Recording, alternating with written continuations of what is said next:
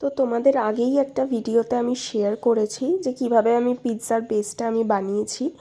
এখন আমি তোমাদের বাকি পিৎজাটা আমি কিভাবে বানিয়ে খাই বাড়িতে তো সেটাই শেয়ার করছি। তো পিৎজার বেসটার উপর আমি একটুখানি টমেটো সস নিয়ে নিয়েছি। তোমরা পিৎজা পাস্তা সসও নিতে পারো। তার উপর একটুখানি পিৎজা অরিগ্যানো দিয়ে দিয়েছি। এটার পরে আমি একটু সুইট কর্ন এটা একটু ফ্রাই করে নিয়ে এর ওপর দিয়ে দিয়েছি। অ্যাকচুয়ালি আমি কর্ন পিৎজা খেয়েছিলাম সেদিন। তোমরা এর মধ্যে চিকেন পিৎজা করেও খেতে পারো।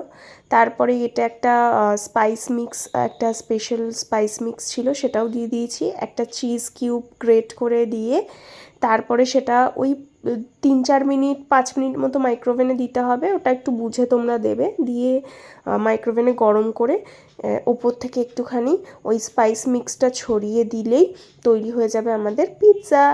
খুব টেস্টি হয় খেতে, তোমরাও ট্রাই করে দেখো।